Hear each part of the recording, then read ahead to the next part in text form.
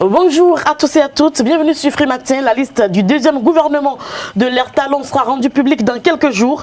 Le chef de l'État a déjà échangé individuellement avec les ministres partants et les a félicités pour les 17 mois de collaboration à ses côtés. Donc plus qu'une question d'heure et on connaîtra donc le nouveau gouvernement du président Talon.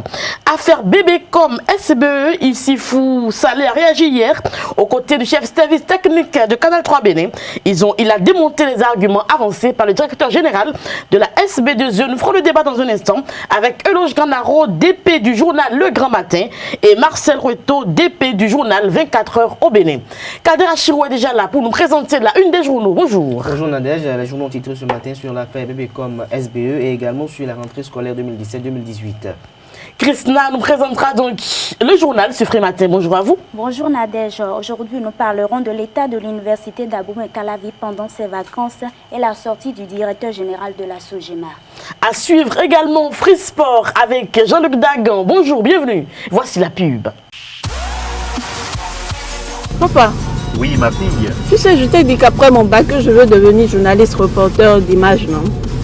Papa, tu penses m'inscrire où? Esaü, papa. Waouh! Maman, maintenant que j'ai eu le bac, je veux faire les finances et trésors. Tu comptes m'inscrire où? Esaü, beau-fils. Esaü? Oui, maman! Papa, Oui. tu sais qu'après mon bac, je vais être diplomate, non? Tu comptes m'inscrire dans quelle université? Mais Esaü, naturellement. Esaü?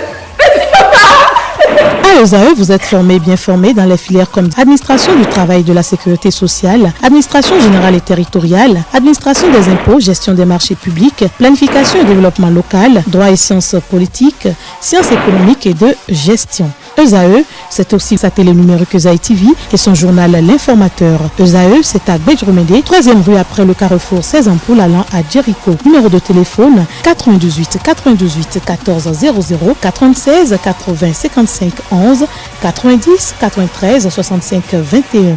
Esaü, l'excellence a un nom. Kader Achirou, à nouveau bonjour. À nouveau bonjour Nadège, chers amis internautes, bonjour. Nous démarrons par le quotidien La Nation qui titre en manchette ce matin. Coopération bénino-néerlandaise, les portées d'intervention passées en revue. Le meilleur. Lancement officiel d'accès dématérialisé aux actes de carrière des agents d'État. Les agents de l'État peuvent désormais consulter les actes de carrière à partir de leur téléphone du site Adidjat Matisse. Fraternité en manchette. République du Bénin, Claudine Talon, première dame autrement, s'exclame le canard. Nouvelle mutation. Cérémonie de remise d'attestation de kits scolaires aux meilleurs apprenants de Kévi à Savalou. L'honorable Léon Denis soulage les peines des parents d'élèves. L'événement précis. Drame d'Avamay, un an après. Enquête spéciale. Pénible retour à la vie pour les rescapés. Des témoignages accablants et des images insoutenables. Nous passons au quotidien Libération qui affiche en deuxième titre à la une. Administration béninoise, une plateforme des services aux usagers mise en place. Le génie, le directeur général des eaux et forêts et chasse, réaction à la sortie médiatique du SINA EFC, le colonel Séverin Nsia dégrade les allégations mensongères du capitaine Trépo et le béninois libéré. Réplique du député de la 8e circonscription électorale au conseil Elegbe Amous, ancien conseiller spécial du président Toumabou Niaï. Ça y est, s'exclame le canard. Badamassi l'a décapité. Le potentiel, traque des débiteurs des finances publiques sous la rupture au profit du trésor public, la marque Talon pour un recouvrement total des fonds.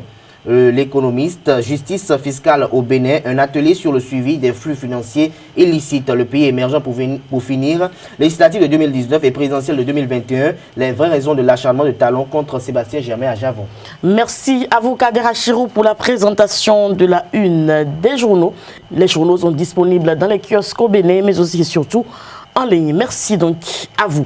Nous allons à présent suivre Christina Seou pour le journal sur Free Matin.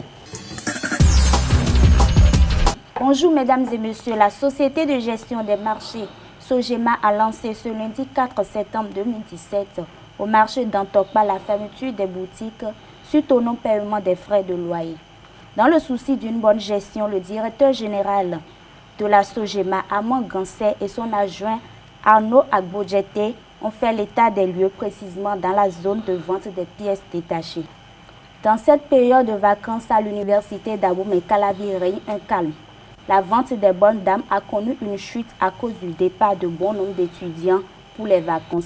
Voici le constat fait par l'équipe de reportage. Rue presque déserte, porte des restaurants universitaires closes, porte des amphithéâtres hermétiquement fermés, arrêt bus pratiquement vide. C'est le visage que présente l'université d'Abomey-Calavi en cette période de vacances. Actuellement, les étudiants profitent de ce moment de délassement pour s'offrir un repos après de nombreux mois de cours dans les amphithéâtres. L'atmosphère que nous vivons actuellement là, c'est le fait que les étudiants résidant dans les cabines universitaires ont été vidés parce que le contrat est arrivé à terme. Et donc, les étudiants ne sont plus en résidence universitaire. Et donc, comme vous le constatez, il y a un calme plat. Cette période n'est pas sans conséquences sur les activités para-académiques et sur les activités rémunératrices. Les activités de la plupart des institutions para-académiques sont à l'arrêt. Et du côté des activités rémunératrices de revenus sur le campus, tout tourne au ralenti. Pendant la période de cours, l'affluence, elle est vraiment au point. Puisqu'on a de la vente, les clients sont vraiment nombreux. C'est bien quoi. Mais pendant les vacances, ils ne sont pas si beaucoup. Ce qui pose problème, c'est que quand les étudiants ne sont plus en résidence universitaire, la distance qu'ils doivent parcourir pour venir quand même aller mener les activités para-académiques paraît longue. Et donc, les institutions artistiques et culturelles sont obligées de fermer leurs portes en de pareils moments. En attendant la reprise des activités académiques pour la rentrée 2017-2018, les étudiants profitent pleinement de leurs vacances. Le fumage de poissons est une activité très répandue dans notre pays à cause de sa rentabilité. Les poissons fumés sont très consommés dans les ménages béninois. Les conditions d'hygiène dans lesquelles ces poissons sont laissés ou sont fumés laissent parfois à désirer. Reportage. Chaque jour, elles sont nombreuses à bord des trottoirs, dans nos marchés et rues, à proposer à la clientèle des poissons fumés de toutes sortes. Un petit tabouret, une table, des cartons et le décor est planté pour une activité de vente après fumage des poissons.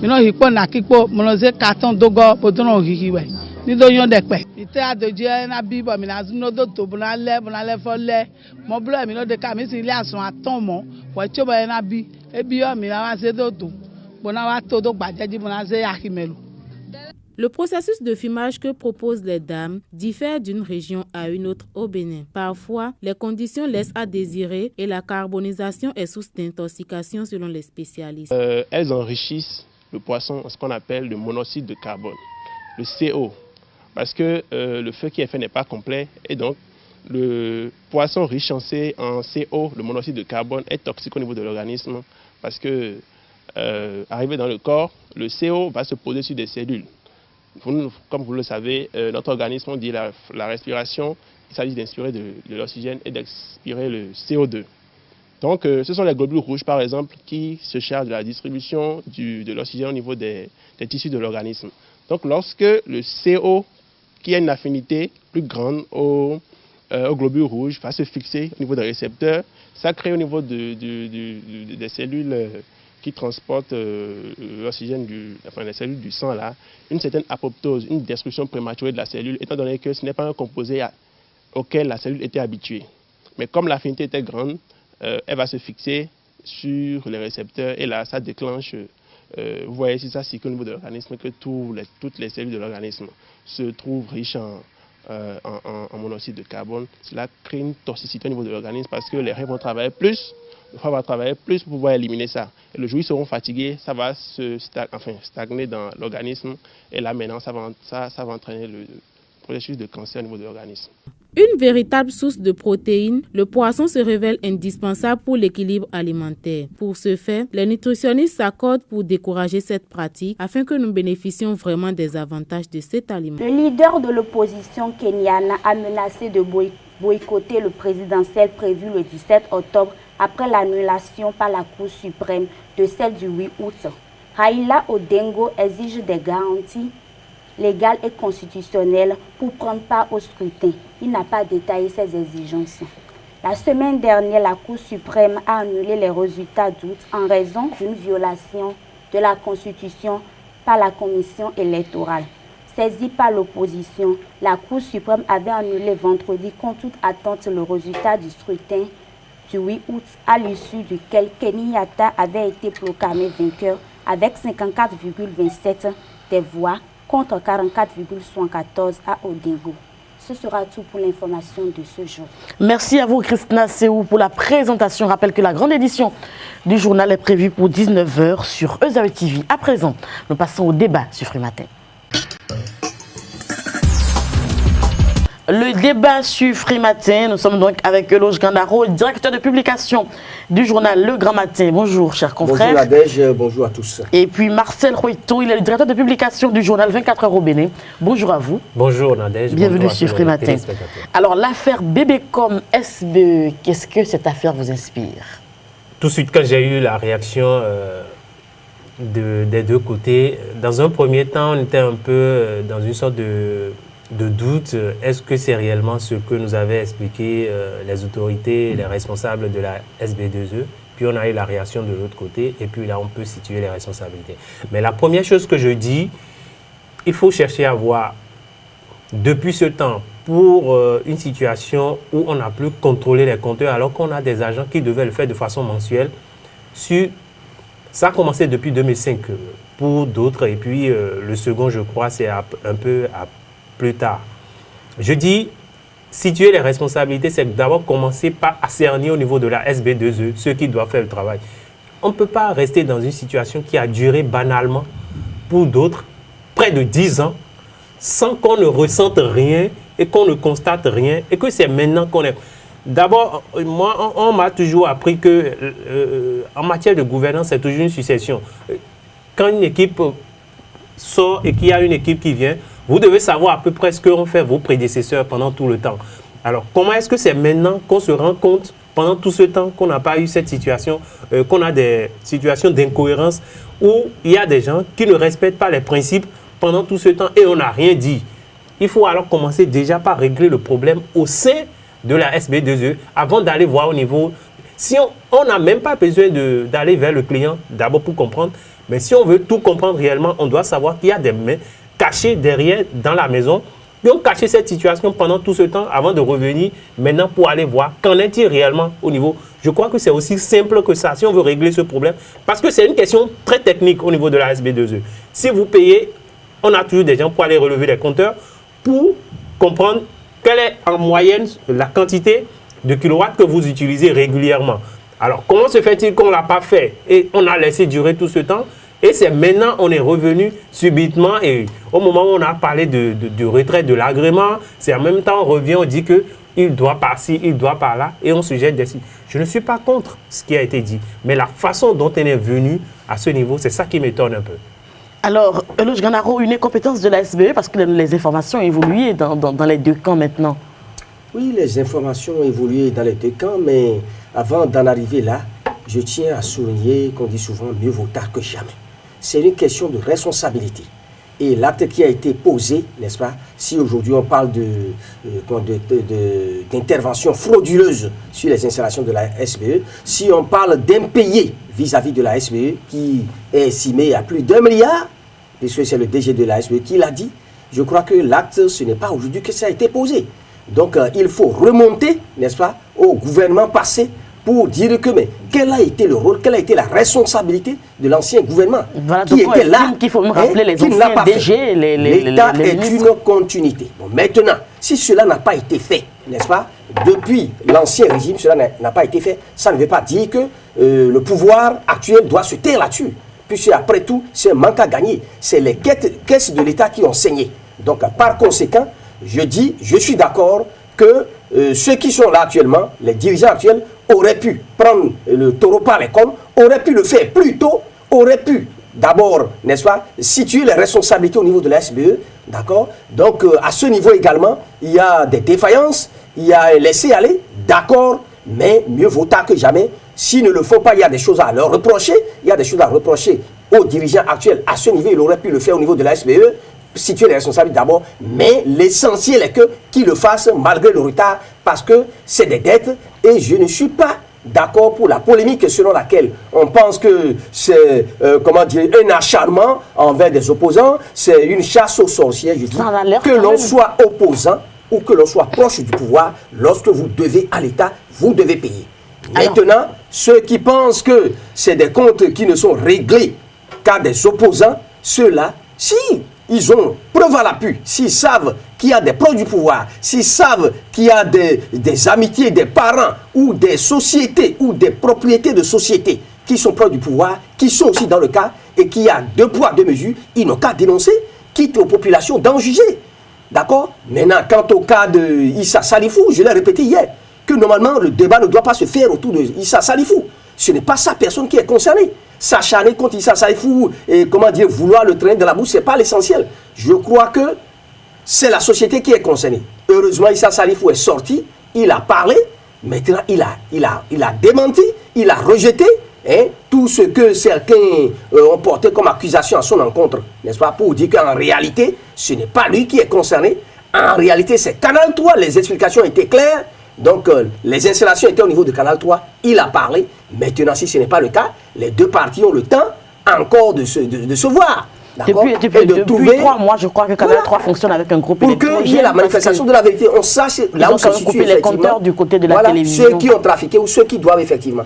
Il a parlé, donc on doit prendre en compte ce qu'il a dit. Et il revient au DGSBE, il revient à l'État de prendre en compte ce que Issa Salifou a dit. Et dans les jours à venir, de nous donner, de nous montrer vraiment où se situe la vérité. La responsabilité. Et qui est responsable, qui est vraiment auteur pour que les fonds dus, on puisse les récupérer, on puisse les faire rentrer vraiment au profit de l'État. Saleh Sifou était donc aux côtés du chef service technique de Canal 3 hier. Il a réagi, il a indiqué que c'est Canal 3 qui est impliqué dans ce dossier-là et que c'est Canal 3 qui devrait en répondre. Canal 3 devrait en répondre, ça ce n'est pas le problème. La première chose que moi je dis à ce niveau, il faut démarquer la personne de Salifou de la personne morale qu'est les sociétés concernées. Ce sont les sociétés Belbéné Communication et Canal 3. Nous sommes tous d'accord que Issa Salifou reste un acteur politique et je ne veux pas aller dans un premier temps sur le terrain politique ou essayer de confondre le gouvernement à la société SB2E. Je veux rester rigoureusement au niveau de la SB2E et dire, même si entre-temps il y a eu changement des responsables au niveau de la SB2E, c'est une succession. C'est pourquoi je parlais tout à l'heure de technique. Ce que nous disons, ce n'est pas un truc qu'on a inventé, c'est un truc qui est là, on peut toujours relever, on peut connaître depuis quand il consomme. Il y a toujours des traçabilités pour remonter. Alors, s'il en est ainsi, comment se fait-il que jusque-là, on n'a pas relevé les compteurs jusque-là? Qui devait le faire? Les compteurs mis en cause aujourd'hui ne sont pas seuls dans la zone. Et je suis sûr qu'il y a des agents de la SB2 qui vont jusque-là. Comment est-ce qu'eux, ils n'ont pas constaté cela ou bien n'ont pas annoncé informé leurs responsables qu'il y a des compteurs comme ça qu'on n'a pas relevés? Est-ce que les maisons en question portent le nom de Issa Salifou? Il y a beaucoup de questions qu'il faut commencer par se poser. Et c'est pourquoi je disais tout tantôt qu'il faut d'abord retourner à la SB2 au niveau de la société et aller voir comment est-ce que ça a été fait, cette organisation. Parce que, mais tenez-vous tranquille, ça a duré près de 10 ans. Tenez-vous tranquille. Et on n'a rien constaté, on n'a rien dit. Et il n'y a aucun responsable qui ne soit mêlé à cela pour dire, mais moi, je ne peux pas continuer à fermer les yeux sur ça. Et pendant tout ce temps, ça a duré. Et maintenant, on trouve que, quand vous voyez tout ce qui se passe, c'est vrai que Issa Salifou reste l'un des acteurs de ces 2 sociétés en question, Bébécom et Canal 3. Mais allez voir les statuts juridiques. Est-ce qu'il est le seul? Cela veut dire qu'on ne peut pas lui attribuer d'office, s'il n'est pas le seul associé à la tête de ces sociétés-là, cela veut dire qu'on ne peut pas lui attribuer d'office la propriété directe de cette société. À partir de ce moment, il faut le mettre de côté. Mais étant donné que c'est un homme politique et qu'on connaît et que tout le monde connaît, forcément, lorsque les problèmes, dans un premier temps, on a retiré l'agrément à Canal 3, puis on n'a pas... Vous voyez, c'est des... À Belbéné Communication. Oui, à ce groupe-là, puisque c'est un groupe, et puis on va maintenant à Canal 3, et tout ça appartient, c'est là où tout le monde a tendance à confondre un peu ces sociétés à la personne de Issa Salifou. Il faut que dans le débat, qu'on puisse démarquer les deux, et c'est ce qu'il a justement essayé de faire, que si ça doit, et les sociétés sont en difficulté, ce n'est pas lui, c'est plutôt la personne morale de ces sociétés-là qui doit en répondre. Alors, peut-être les maisons où sont situées ces sociétés, sont ses propriétés, là c'est un autre débat. Mais je dis jusque-là, il faut qu'on laisse carrément de côté la personne de Issa Salifou. La personne physique de Issa Salifou. Qu'on va directement, qu'on situe les responsabilités entre la SB2E et les deux sociétés, que ce soit Canal 3 ou Belvédère, pour essayer de revoir comment est-ce qu'on en est arrivé à cette situation. Et là, on peut en discuter clairement. Alors moi, je dis la question politique, nous ne voulons pas encore être là.